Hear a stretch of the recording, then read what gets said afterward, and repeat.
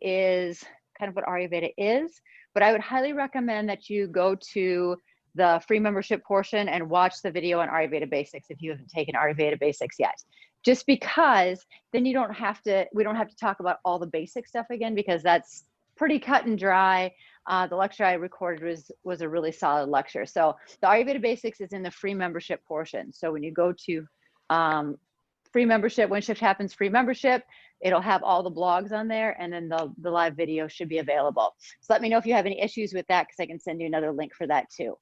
Just make sure that nobody else is popping up on here. Get this changed over. Okay. And then we're going to go through the Ayurvedic clock. So Frankie should be familiar with this, because I know that you've did this with me before. I know Jen is, because, well, she wrote half the material with me, or helped me write half the material. And then also we'll break this down a little bit, but that's actually what next week's lecture will be on. So every Wednesday we'll have a live lecture, so you can participate in a live lecture at about the same time. And then you have the option to be able to listen to the recordings, because you guys will have access to all the recordings for this for a period of time. So during the 30 days, you'll be able to watch the videos and take notes, and you can always shoot me questions. So there's the free portion, which you'll get each week. You'll get a lecture, you get some homework assignments, a little bit of access to me, not as much access. There's a group portion where we're focusing a little bit more on more specific stuff, but we do things as a group. The private version is a little more specific, where I'm talking one-on-one with people. You guys fill out a very, very long health history form, because I can find out a lot of information from that. We actually have a private session within that, and then you get all of this information, plus you'll get extra bonus information that's more specific to your needs. But there's also something that you can do later after we're done with doing this. So the foundation is really the most important part, because you still have to do the basics. You still have to start with the basic stuff before you can even go into more specific stuff, into specific herbs or specific things for digestion or hormones or whatever you guys are looking for. So you can always write in the chat box too. So if you want to write any notes in the Q&A, I'll pop that thing up too. Go ahead and do that. If you want to talk to me, you can too. So you have lots of options. If you do talk, your camera will come on, and we will see you. So it's completely up to you on what you want or what you feel comfortable with. Jenna, could you check your microphone off right now? Mm-hmm. Thank you. The thing is, I didn't even say a word. Doesn't matter if the sound goes over mine. So, okay. So go ahead and make this clock. So if you have a piece of paper, which I'm sure both of you do, go ahead and make this clock. So make a circle, and if you draw an X through it, and then a line that goes horizontal.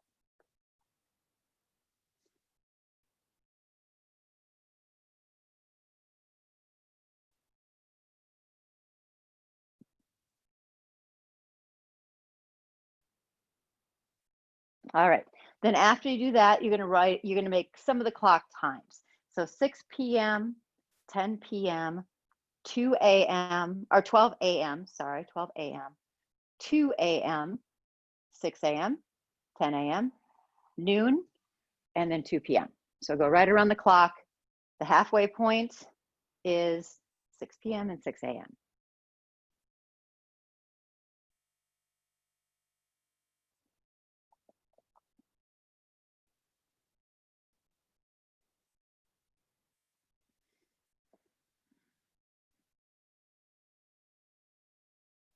And then write Pitta, P-I-T-T-A, in the top portion, so between 10 and 2, and then also between 10 and 2 p.m., Pitta, P-I-T-T-A.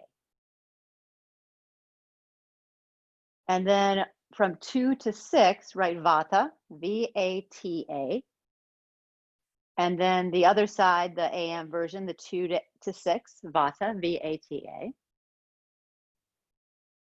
And then the other two will be Kapha, K-A-P-H-A, Kapha. So in Ayurveda, we look at things a little bit differently. I'll give you just a quick brush by, but watch the video because the Ayurveda Basics breaks it down a little bit more. But I'll get the highlights so that you're able to grasp just a little bit of what it is.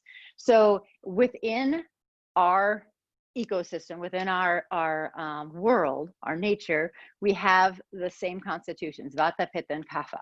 And what they do is they represent different elements in combination. And these combinations help decide our health, our imbalances, our balances, what we're made of. So how we function in life. Hold on, we got one more coming up.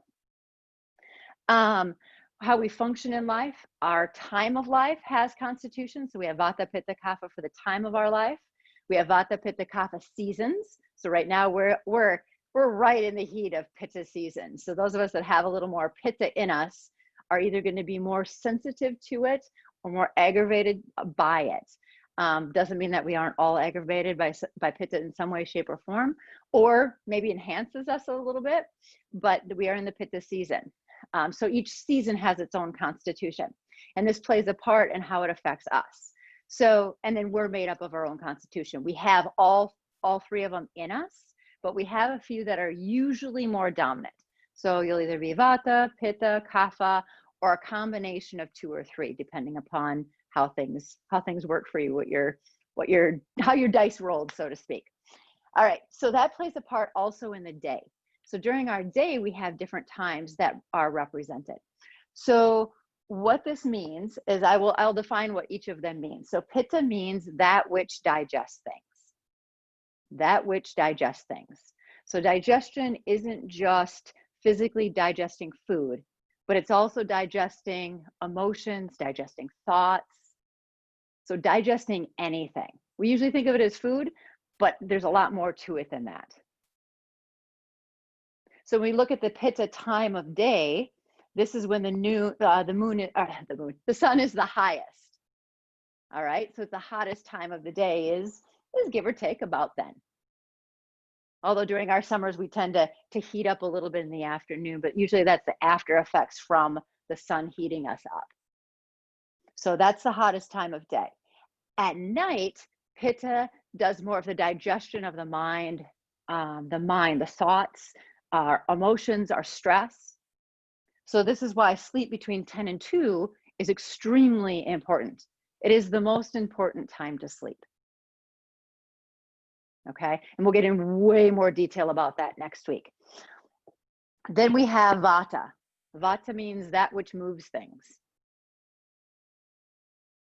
So this is when more movement happens. So it doesn't mean necessarily that we move our body more. We're supposed to move our body more. Actually, we're supposed to do just the opposite.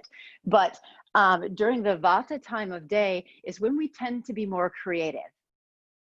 So if businesses really listen to the Ayurvedic code versus randomly doing whatever they wanted to, they'd make sure that their employees ate at noon or pretty close to it, and then had their meetings in the afternoon between 10 and 5 or 6 or whatever their schedule is.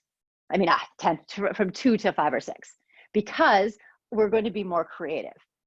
Our mind, our ability to be able to come up with fresh ideas is going to increase at that time.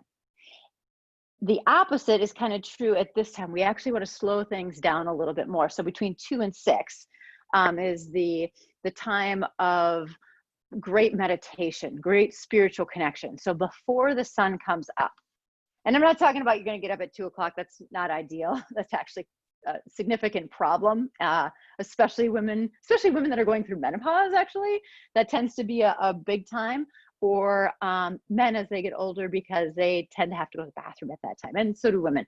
But we tend to wake up at that 2, 3-ish time, and then either have problems falling asleep or are able to get back to sleep. It just depends on the person. But we do want to try to not get up at that time. But some people, we recommend get up at like 4 o'clock, which seems really early. 5 o'clock, 5:30 is usually a really good time to get up, before 6 o'clock in most cases. So we want to start moving things at that time. Great time to meditate, great time to do practices where you're focusing on spiritual connection, because Vata tends to be very closely connected with spiritual connection.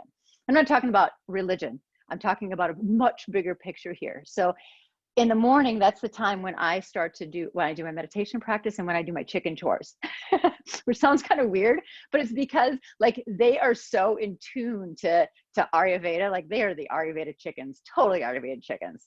So they really connect deeply with nature because when it's dark, they go to bed.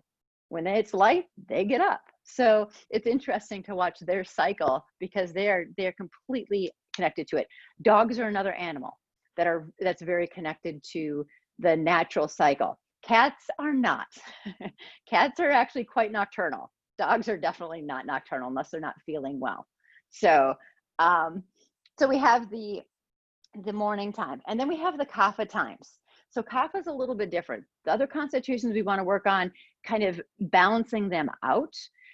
Kapha at night, we want to use the energy of kapha. So kapha is that which holds things together, that which creates structure. All right, so that which holds things together. And in the evening, we use kapha to help us go to sleep. So we really use that heavy energy of kapha to help us go to sleep. And then during the morning time, this is the one time we'll work completely against a constitution. So we want to work against the kapha constitution. That's when we want to move our body. So we want to get up before that 6 o'clock and move our body so that we don't get stagnant in the morning. And if we sleep till 7 or 8 or 9 or later, you'll notice it'll start affecting as that clock starts to shift versus shifting the clock in this direction. So it's always better to go to bed earlier and get up earlier than what it is to go to bed later and get up later, because you mess with some other things that are vital in our body's functioning. And sure, you can take the risks when you're in your 20s and 30s, but when you get into your 40s, 50s and beyond, there's a lot more work that has to go backwards, and you notice it much quicker, much quicker. And you guys, like in this day and age, we really can't take as many risks as we could before COVID. Like we're in a pretty serious situation here, whether you believe it or not. Like it's the beginning of something different. Like it's creating a whole different life for us, and our adaptability is what's going to create cohesiveness, but it's our individuality that's going to pull everything apart. So as long as we can get on the same page, we're going to be good, but we're seeing a lot of that, right?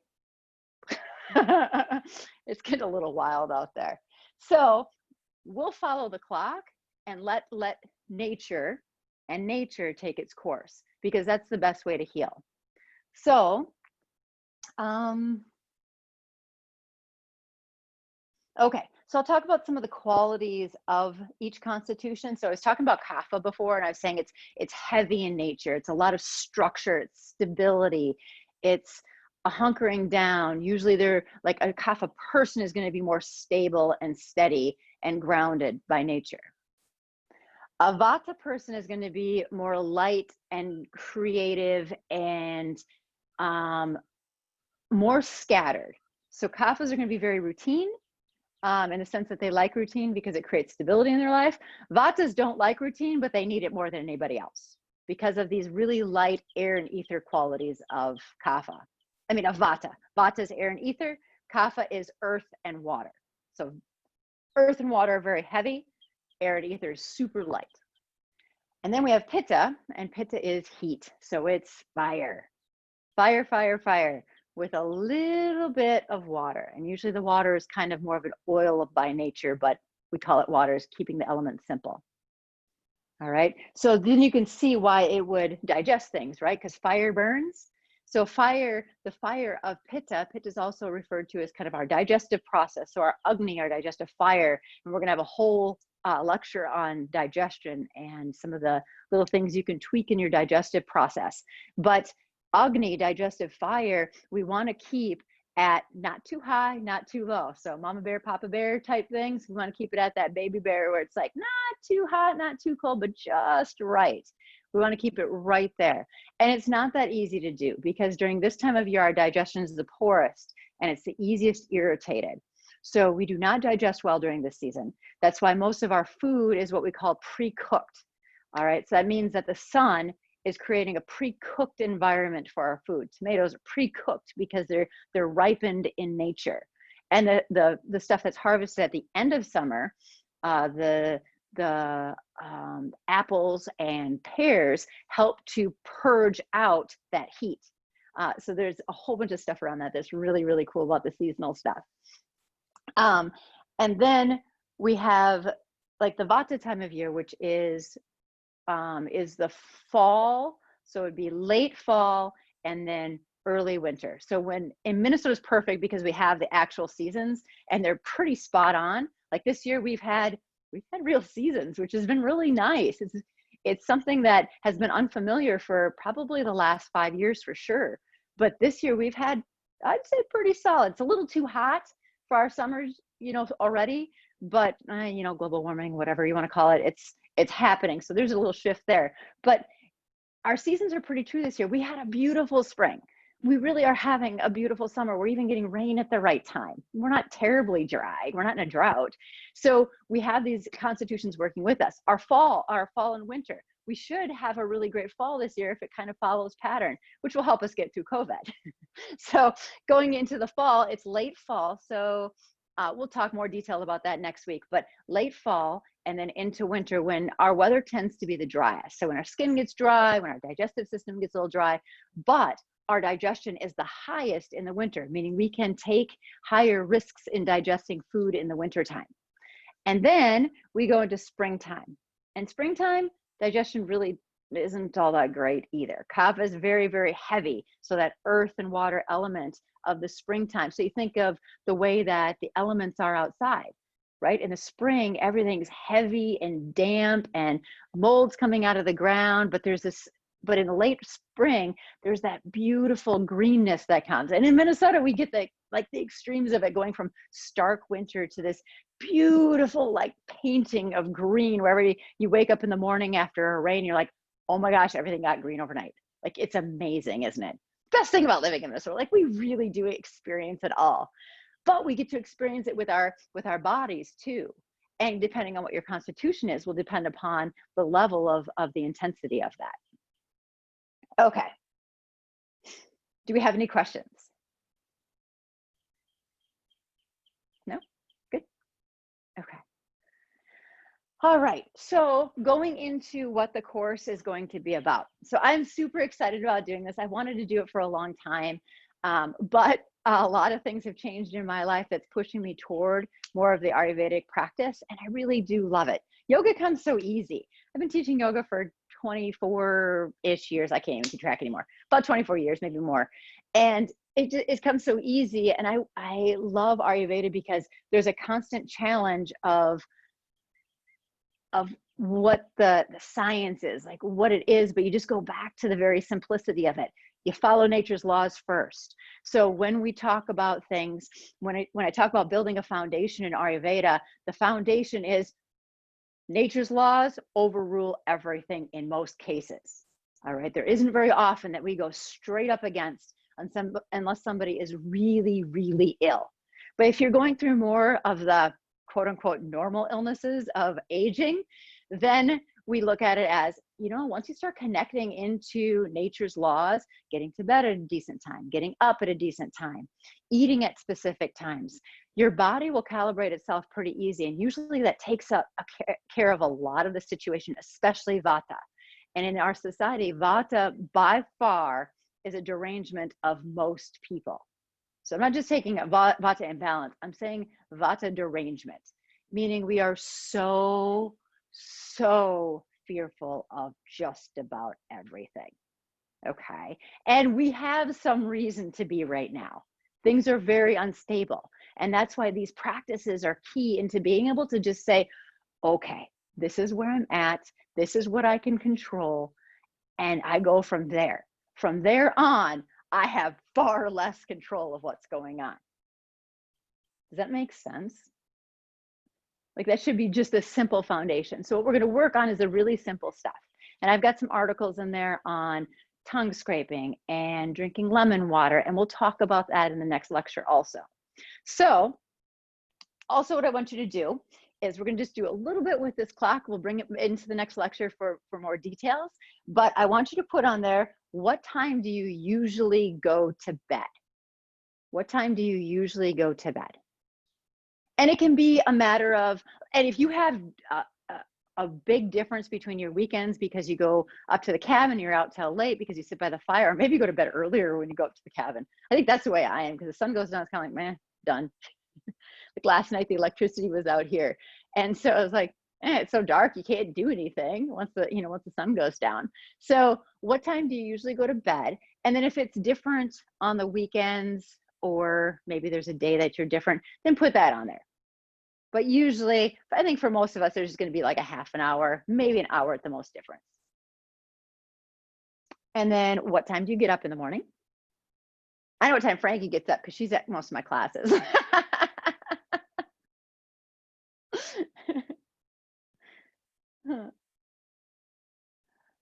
All right. What time do you eat breakfast in the morning? And again, it can be a little bit of, if you eat breakfast, it can be a little bit of a time frame. Becky's smirking at me. Can breakfast be my latte in the morning? Because that's pretty much breakfast. Nope. And we'll discuss that. Okay. Yep. We'll discuss that. Yeah. No, I wouldn't say that, but I would mark down if you're having caffeine. I'm a coffee drinker. I love my coffee. It's my one thing. Like, I'm not drinking alcohol anymore. I'm not eating meat because I got chickens and I love them too much. And so I'm like, I still have my one thing, and it's coffee, but I'm starting to cut it back, like cutting the time of the last dose of it back and back and back. And I imagine I'll eliminate it eventually. It's only a matter of time. I really love the taste of coffee. I'll give up everything else just to have, like, I love that bitter taste. That's that pitta in me though, that liking that bitter taste. What time do you exercise? So there might be a couple times, like in the morning, I do my, I would say more of my conditioning. So it's a little bit more challenging workouts. If I go for a run or run walk, or I do my 7-minute workout where I'm doing like push-ups and lunges and that kind of stuff, which I'll introduce some of you to, because that's part of some of the stuff too, is exercise, is talking about exercise, and how in our society, we just plain focus on exercise way too much. And the fact that moving does count. In Ayurveda, moving counts as exercise. So the whole step philosophy of taking 10,000 steps a day is really a good idea, because it does make a difference. It makes a huge difference, because you'd be surprised how much you really do sit around, even if you have a very active life. Okay. And then, so what time do you exercise? And I do have a couple of them. So in the evening, I go for a walk also, but that one's more my stroll. Rupesh just kind of look at the fireflies and talk to the birds. All right. And then if you snack, put your snacks down, not counting your meals. So if you snack, what time do you eat your noon meal? So noon meal-ish.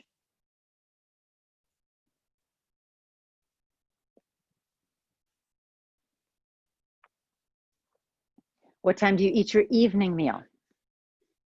So I will often say noon meal, because it's been talked about in different ways. In the city, it's usually called lunch. On the farm, it's called dinner. And then the evening meal I will call supper.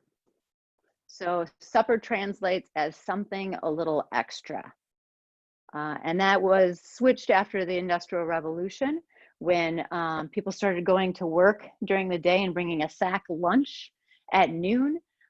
This became lunch, and that became dinner, because it was the one time the families could eat together. So on the farm, we don't eat that way. We eat a huge meal at noon, like big, huge meal at noon. And then we eat a very small or leftovers at night. And I'll explain that more later too. I kind of made a mess. Oh well. And then if you snack at night, if you exercise at night, any of that. Jenna, was there anything else? I don't think so. Okay. What time do you have your bowel movement? That's another one.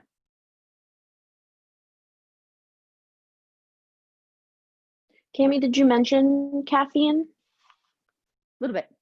Okay. Yeah. But I'll get in more details on that with probably food. Okay. All right. Any questions?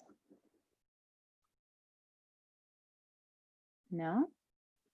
Okay, so how the program's going to work is the recordings will be via Zoom. They'll all be recorded. So you'll be able to have access to them if you can't make it to the actual class. And then what'll happen is there'll be little homework assignments to go with it. So super basic stuff like why we do lemon water in the morning and how that process works and why. I wrote a pretty decent article on that one. So that one's really important for a lot of different reasons. We'll discuss that even more next Wednesday. And then tongue scraping. So if you don't have a tongue scraper, you can use a spoon for now, but I would eventually say get a tongue scraper. Don't get a plastic one, get a metal one, get a copper one if you want to. I really like my copper one. I'm glad I switched over from the metal to the copper. You can use stainless steel. They're very easy to find now. And then, so we'll talk about each topic. So the first week, I want to make sure I get these topics correct. I know you guys have it probably in the email, but I want to make sure I get them correct. So the first week we will talk about the Ayurvedic wheel. So we'll talk about the clock even more, go into more detail of why it's important.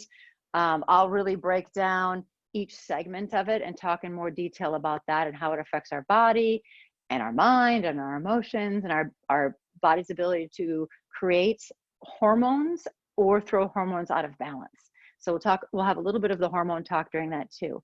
So it doesn't matter if there's men or women listening because we'll cover all the hormones in a little bit, bits and pieces. And then the second week will be sleep hygiene. So talk more about, and then Jenna will do some stuff on meditation next time also. So next Wednesday, she'll even talk more about meditation in more detail. And then week 2 is sleep hygiene and then pranayama. And I'll talk about the breathing techniques that we're doing during COVID because they're pretty much the take home. We'll probably even talk a little bit more about Nadi Shodhana because Nadi Shodhana is very important for women more specifically, I'd say, but I've got some of my male clients doing it too for different reasons. And it's more to balance some of their their intensity, some of their pitta fire. It's very balancing for that. But we'll talk about sleep hygiene. So we'll talk even more in depth about the importance of sleep and probably reflect off of the lecture next weekend also, or next week also. The third week is moving your body. So we'll talk about exercise and how we focus too much on intensity of exercise and not enough about the quality of our exercise and how important that is, and the timing. Timing is key. You can burn your body out a lot faster if you are not exercising at the right time. And I know this, I know you guys know this, but I was a runner for a while. Well, I've been an athlete my whole life, but I was a long distance runner. I'm not talking about marathons. I'm talking about 100-mile, like long distance. And so I didn't have any issues with injuries. I didn't have any issues with feeling out of balance during that time because I loved it so much and I was in nature. And even my teachers are like, Cami, that's just way too much. It's way too much. And I'm like, it's not bothering me. Like really isn't bothering me at all. And then once I started going through some personal stuff, I saw some changes happen in my life. And then I turned 40 in the process of that, and then 41, and then 42. And I just started to notice that my body was starting to give me a little bit different signal. And I had to take a look at it. Once I turned 40, I'm like, you know what? I've got probably another 60 years left. How healthy do I want to be when I'm, 90, 95, 98 years old? And I think about my great grandmother, and she was tip top until the last 6 months of her life. And the last month was when she actually went downhill. It was absolutely fascinating. And that's what I want. I don't want to be in a nursing home and be dying for the last 20 years of my life. So I looked into it, and exercise is one of those things. I'll jog. Yeah. I don't really run. Everybody's like, oh, how much are you running now? I'm like, maybe 2 miles a couple times a week. Like, it's not that big a deal. What I did find though, is those pranayama techniques that we're doing have made a difference. And I know Frankie's going to start nodding to this because it's night and day different. I can go out for a run like it's nothing. And I maybe only run once a week, maybe a couple weeks I won't. I'll just walk. So there's something to be said about the breathing techniques and the conditioning of our body and how that's important. Because if your body's not functioning, so if you're not breathing properly when you're exercising really intensely hard, all you're doing is burning up your vitality. And as women, we only have so much. And when we burn that up, it takes so much work to get it back. And we're all young enough that we can make a lot of changes yet. Okay, so we will talk about that depending upon the group. If we have all women, like I'm going to nail the hormone stuff pretty hard because I love the hormone stuff. It's fun. And we'll talk about exercise and how it's important to have balanced exercise. So of course, I'm a yogi. I don't practice yoga on my own. I teach a lot of, well, you guys know, I teach quite a few classes. So my practice is more so that I'm doing a lot of other Ayurvedic practices. And that's Ayurvedic practitioners, not all of them practice yoga. In fact, when I went to Ayurvedic school, nobody did yoga. I was about the only one that was teaching yoga and came from yoga into Ayurveda.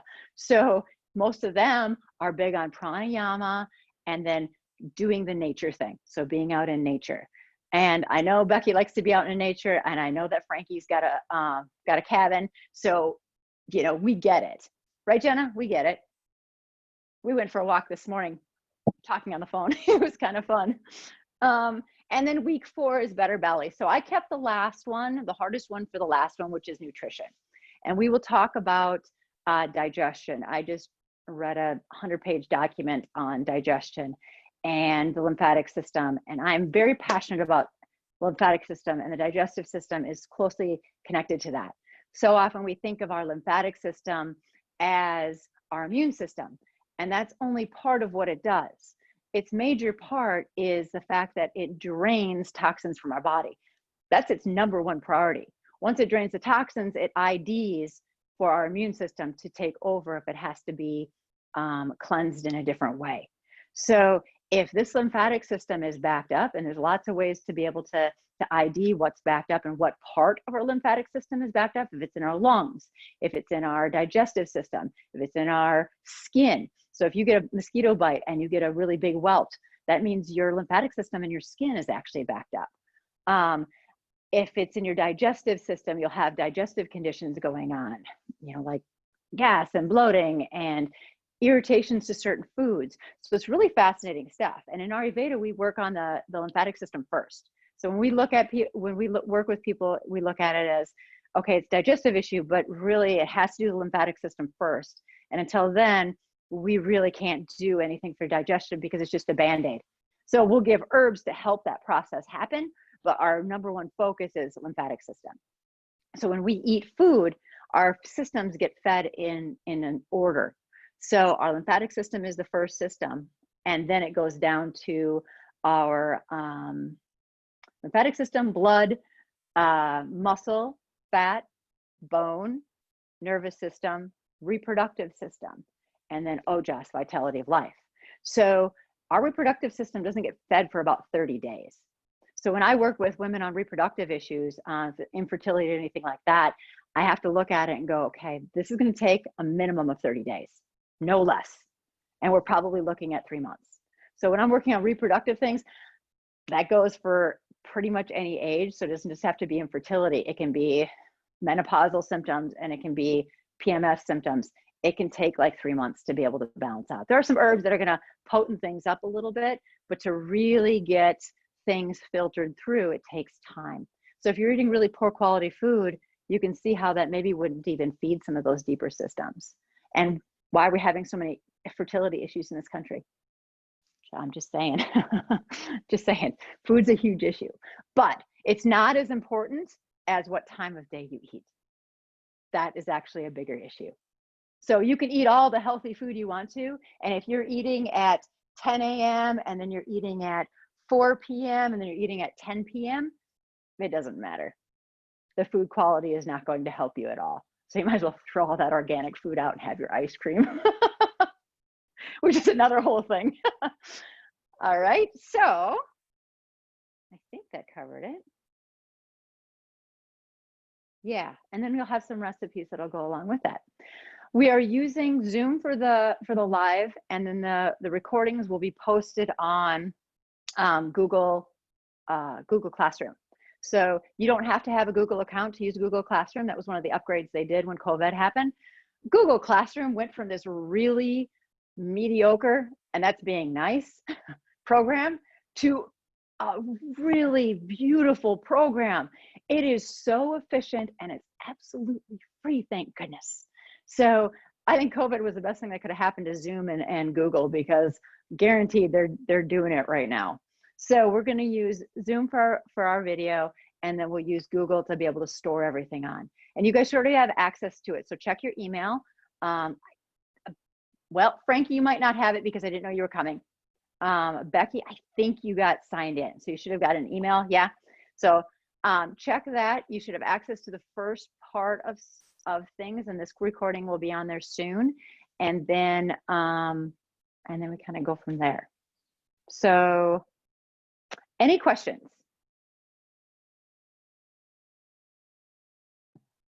Can you explain again what the difference is between, there's the free option and then there's the group option?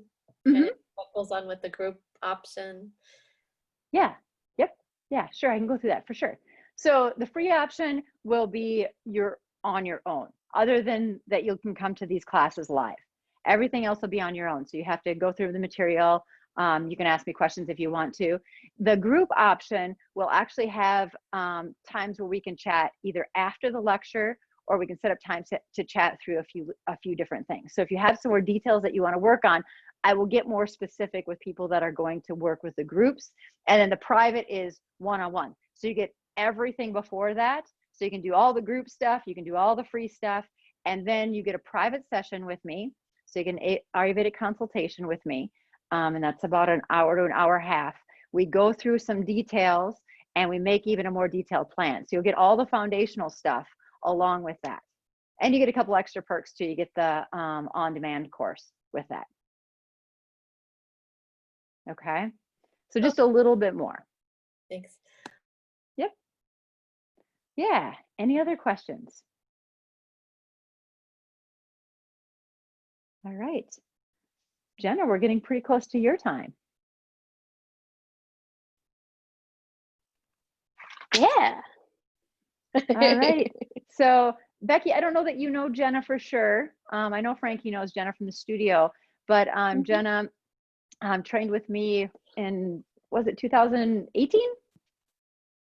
Did the teacher training program with me? Yeah, yes, that sounds about right. That's what my certificate said. Yeah, she just showed up in the studio. This little quiet girl in the corner. I remember her sitting over to my right side, and then she started doing the teacher training, and she teaches classes with me now because I just enjoy her friendship and her companionship so much. And she's a great worker, and we're gonna really work to create a community with this. So the idea is that I want more community. I want less individualism and more community work together. And as women, too often we look at, oh, I want to be an individual. I want to stick out. I want to, power through it. Yeah, it doesn't work like that. It goes completely against our nature. So building a community is going to be even more important now than ever before, because the real community stuff is going to be harder to do. So building networking and community and yoga classes and getting to know each other is going to be the key for our future. So Jen and I are doing a lot of work together to be able to make that happen, because I don't have the physical studio anymore. So things are definitely a whole different plan. It's so different. Can't even explain it right now. So I'm going to hand it over to Jenna. So Jenna, you can go ahead. Give me 1 second. Let me see if I can get you to. I was trying to see if I could get you to a, make host. Perfect. Okay. And then did you want me to say, oh, thank you. Hi. And then did you want me to save you a couple minutes at the end for you to pop back in? Okay, sounds good. Okay. All right, so like Cami said, I came into the studio totally just focused on yoga, the physical asana practice that so many people kind of just jump right into and get involved that way.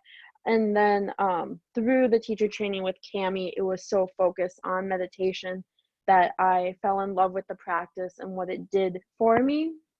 So meditation is a single point concentration with awareness brought into it. And then over time, they also added the loving kindness definition to it. So when you meditate, you really are slowing down your mind, and we use the breath as that meditation tool. So the process is it's sitting or standing or finding a position that works best for you and completely coming back to your breath. The mind will wander. It's called monkey mind. That's kind of just what it does, and our mind just naturally will do that. But the process is coming back to your breath, and that's the whole process. So we start every single yoga class with a meditation. Obviously, you guys do a lot of classes, and that's just to check in. So even my meditation classes, that's what I do. I'll check in with a breath, physical body, mind, emotion, and then spiritual practice. And we still even set an intention for a meditation practice or time together. And then our only focus after that goes to the breath.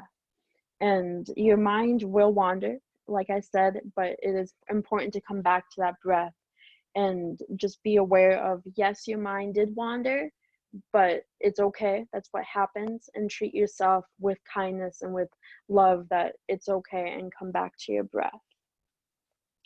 So meditation is the first step into self-discovery. I used it as my tool to get myself out of a depression state. So after high school, I went through a depression, and meditation was the tool that helped me out of it. So if you're dealing with really any sadness, even depression state, anxiety, meditation will help calm your mind and be able to rise above emotions and realize that emotions are not permanent. They will all leave. They'll all they're just not permanent. Everything will pass, no matter how hard anything is. So the benefits of meditation helps calms us down. So we reach, like I was saying before, we reach a point where the feelings are ultimately unimportant. We still want to feel the emotions and feel what they're like and be aware of them and feel them in our bodies and know where we feel them and how we react to them. But we ultimately want to rise above that and say, this is passing. This will only... Cammy's taking a picture of me. Hi, Cammy. So we'll rise above the emotions. We'll rise above them and realize that they're not important, that what's happening right here and right now is. So being aware of the present moment is what will bring us above the the emotional state that we're currently in. And then it also helps find out what really matters. And what really matters is right here, us. Because we can't, like Kim was saying, we can't control whatever is out there. We can't control other people, but we can control us.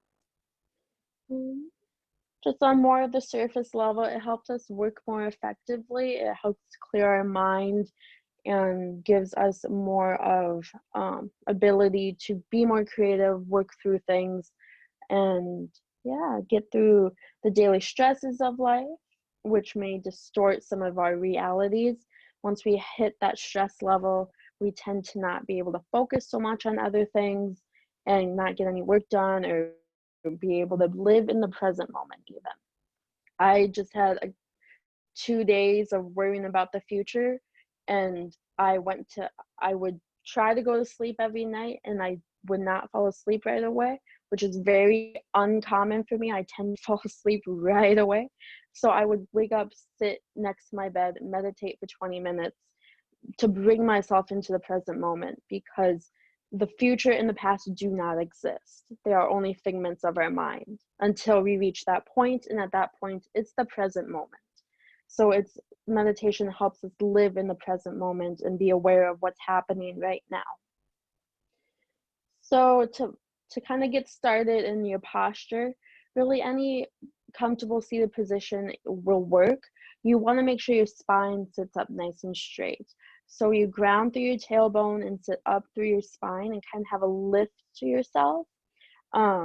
Whether that be sitting on a cushion, blankets, pillows, even on a chair, anything like that works. They now make fancy meditation benches and cushions that cost a lot of money and are really cool. Cami has a couple of them. Yeah, like that. Yeah.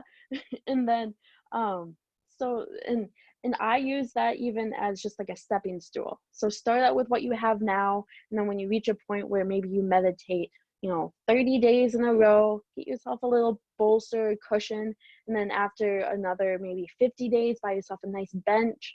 Use it as a goal mark to reward yourself, because you do want to reward yourself for this practice, because it's going to take some time in your day. And a lot of people think that they don't have enough time to meditate, but it's important to give yourself that time. You'll be actually given more time if you do. Yeah, so your whole body should be poised but relaxed. You should have a little bit of an alertness to yourself, but yet you still should feel nice and grounded and relaxed. So the best possible time to meditate is in the morning. That's when the world is the quietest. It's the auspicious time. So the world is quiet and we're more connected with the spiritual world. So whatever that spiritual world may be for you, it's just when we're most connected to it. The next best time is right before you go to bed. So right before you go to sleep, you want to be able to calm your mind, relax your body. All of that stuff will help you fall asleep. There are two types of meditation. So the more formal seated meditation would be the seated meditation, or even you could put guided meditation even in that, but the real formal is seated silent meditation. But so the guided meditation would be like what we do at the beginning of classes, what you would do when you attend classes on Zoom or in person. And so the seated meditations, the silent ones, are where you'll realize the most. At least that's what I found out about myself, is that when I have to sit in silence, I'm more aware of what's around me and how my body feels and my breath. The other kind of meditation is the not formal kind. So this would be any really mindful movement, meditation, Tai Chi, Qigong, walking meditations, and it's just more, those are more about being aware of the present moment, walking in nature. So it's more so than just seated silence, being aware of this. So in non-formal meditation, you are able to be aware of your surroundings and all of that.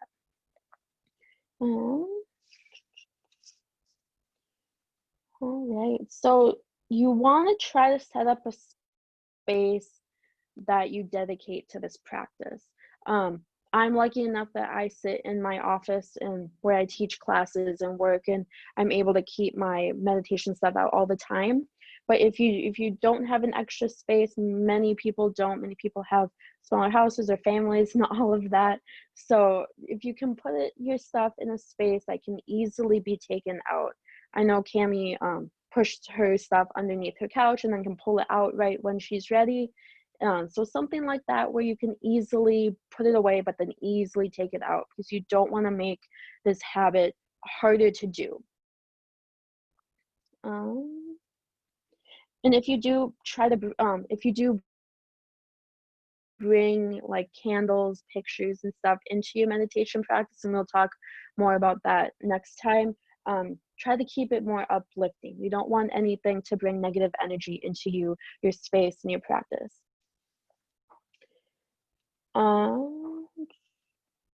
I'd say the most important thing to remember is quality over quantity.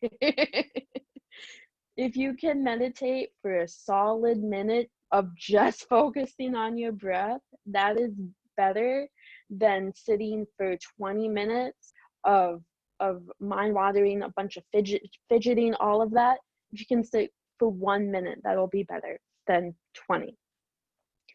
And so any questions so far? No? All right. So the other thing that is most important is actually doing it. So we're going to practice a little bit now. There really isn't any better way to explain meditation than to actually do it. So find a comfortable seat. I'll give you a few moments to kind of settle in. If you're in a chair, try to make sure your feet are as planted as they can be and that your spine sits up nice and straight.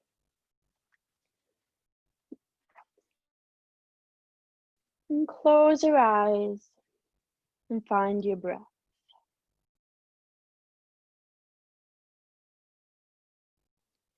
Hands can rest gently on your knees or in your lap. And find your natural inhale and exhale.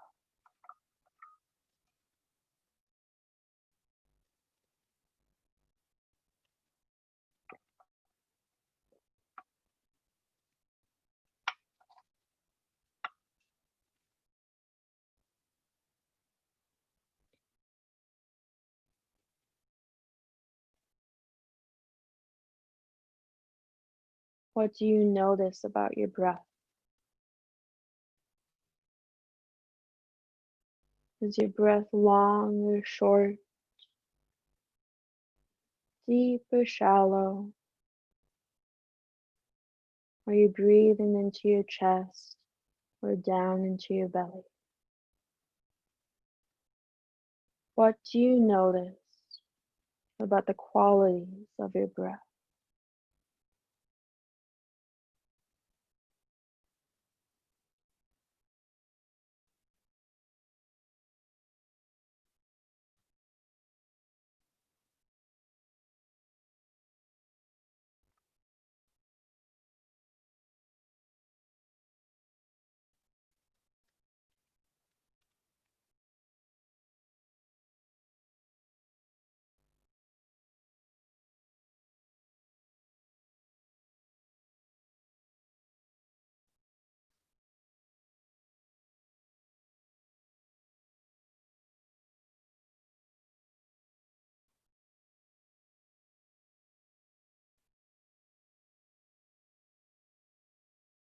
Notice your physical body. Notice if you have any pains or agitations.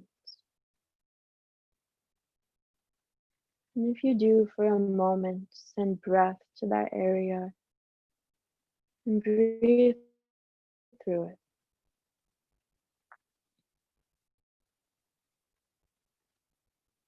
If overall you're feeling pretty good, stick to your breath, inhaling in and exhaling out.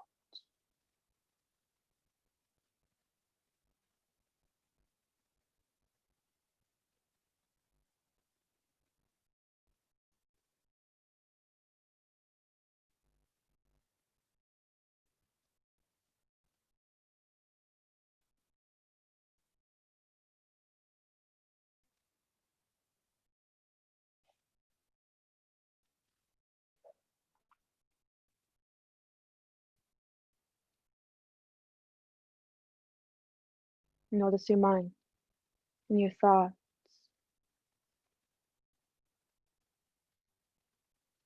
And notice if your mind is easily distracted, trying to rush to the next thing, to your to-do list.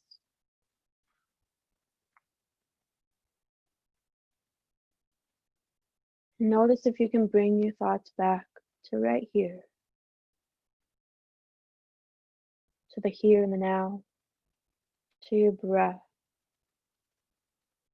Inhaling in and exhaling out.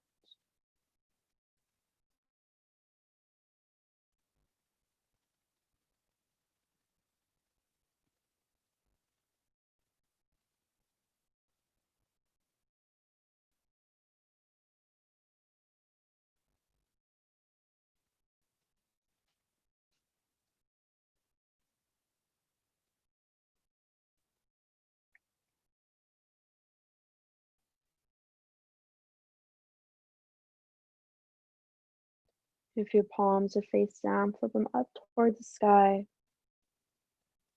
And notice your connection with spirit,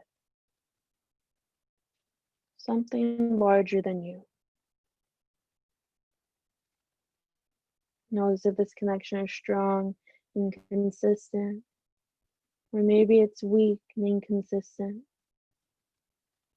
or maybe there's nothing there at all. What do you notice?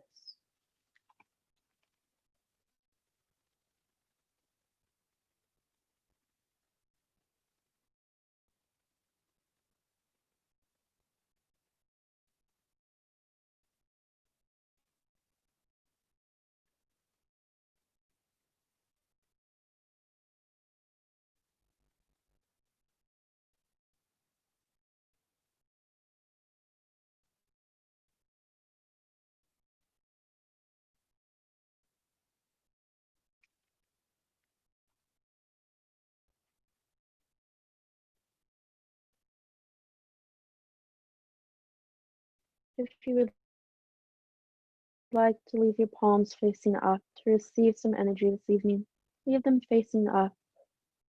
Or if you feel like you need just a little bit more groundedness, flip them back down to your lap or your knees.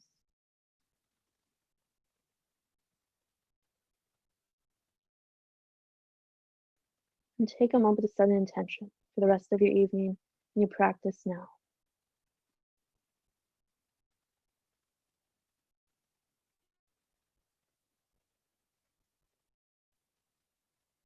And release this intention, considering it already done.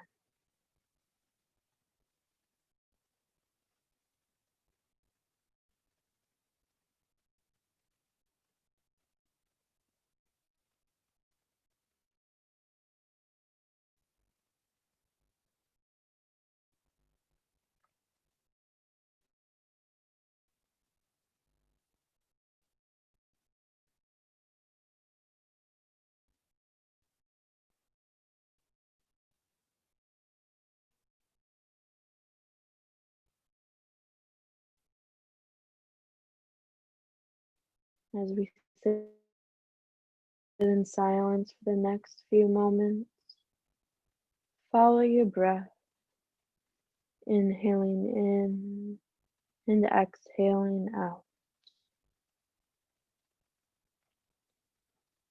If your mind wanders, which it probably will, follow that path for a moment and come back to your breath. Inhaling in and exhaling out.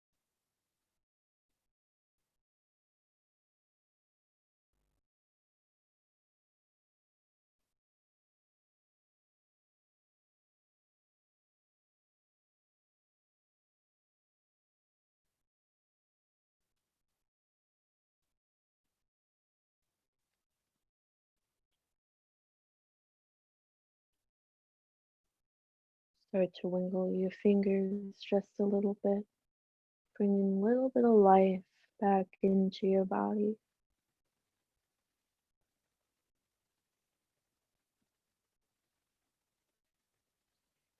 And then cover your heart center with your right hand. And then cover your right hand with your left.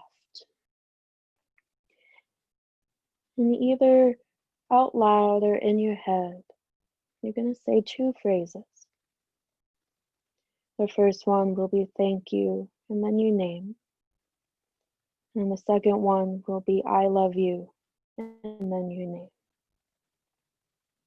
So thank you, Jenna. I love you, Jenna.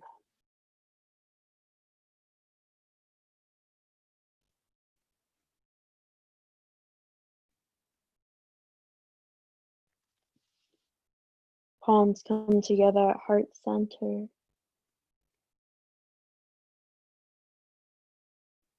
May all beings on earth live with love, peace, and kindness. Om Shanti. Namaste.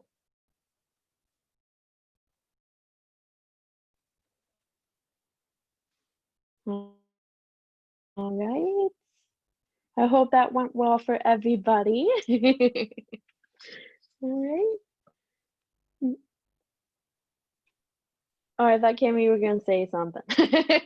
I am now. Okay. Nice job, Jenna. That was Thank lovely. you. Thank you. Wait, now that everyone actually did a little session, I know most of you have been meditating with Cami for a little bit, but any questions about the actual practice now that you've done a little bit? No? Excellent. Yeah, so every morning, or not every morning, but most mornings I do have a meditation class at 7 o'clock, and I would love to have everyone for you. It's a very special time in the morning, I believe, at least for me it is. I love 7 o'clock. I'm not exhausted from waking up, but yet I'm still calm. All right, to Cami. All right. So along with the courses, so the weeks that are coming up, so we have the clock and then the meditation next week. There's also meditation classes so that you can attend the morning meditation classes. And I know that Becky and Frankie both have unlimited. So it's like you guys can come to it anyway. The following week will be pranayama classes. So the pranayama classes will open up. The links will be in Google Classroom. And then the following week, there'll be yoga. So the morning yoga classes. So Jenna's got is it 6 a.m.? 6 a.m. to 6:45 a.m.? And then I have my 7 o'clock. Yep, that's correct. So those will be the third week. And then the fourth week will be some recorded cooking classes. So there'll be some stuff that comes with it. It just means that the upgrades are a little bit more. So you'll get the on-demand along with that so that you can do the recordings whenever you want to. So there's just a little bit difference between the upgrades, but the free version, you're going to get some really great stuff. So I want you guys to really enjoy it. Okay. Do you have any questions for me? No questions? All right. Well, thank you, ladies. Yeah, so we'll start next week. We actually start a little bit before like the major lecture. So don't worry about not having the information, but if you can get a spoon to be able to tongue scrape, you'll have access on Sunday night to the week 1 information. So it'll have the links to the meditation classes or the classes that come with the free Ayurvedic course. And then there'll be some information in there. If you're in an upgrade version, then you'll be upgraded to one of the other ones, which will have added information along with it. So just a little bit more details. All right. Okay. All right. Thank you. Have a great evening. Thanks. You guys too. Thank you, everybody. Thanks, Jenna. Bye. You're welcome. Bye.